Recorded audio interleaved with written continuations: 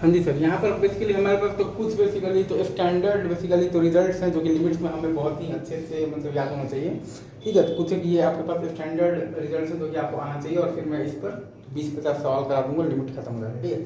मतलब limit extend से 0 sin x by x 1 होता है, लिमिट एक्सटेंड से 0 tan x by x 1 होता है, लिमिट एक्सटेंड से 0 sin x by x 1 होता है, लिमिट एक्सटेंड से 0 tan x by x 1 होता है, लिमिट एक्सटेंड से 0 e by x minus 1 by x 1 होता है, लिमिट एक्सटेंड से 0 e by x minus 1 by x बराबर ln a होता है, लिमिट एक्सटेंड से 0 ln of 1 plus x by x बराबर 1 होता है, लिमिट एक्सटेंड से 0 log a of 1 plus x by x बराबर 1 by ln a होता है, लिमिट एक्सटेंड से 0 1 minus cos x by x square बराबर हाफ होता है,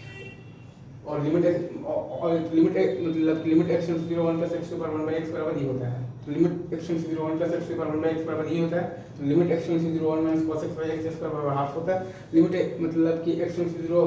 log a 1 plus x by x बराबर 1 by ln a होता है, लिमिट एक्सटेंड से 0 ln 1 plus x by x बराबर 1 होता है, लिमिट एक्सटेंड से 0 e by x minus 1 by x बराबर ln a होता है, लिमिट एक्सटेंड से 0 e by x minus 1 by x बराबर 1 होता है, लिमिट एक्सटेंड से 0 tan inverse x by x बराबर 1 होता है, लिमिट एक्सटेंड से 0 sin inverse x by x बराबर 1 होता है, लिमिट एक्सटेंड से 0 tan x by x बराबर 1 होता है, और लिमिट एक्सटेंड से 0 sin x by x बराबर भी आपके पास 1 होता है। ये इतने आपको बेसिकली स्टैंडर्ड जो रिजल्ट्स हैं लिमिट्स में याद होने चाहिए। ठीक है sir, thank you very much.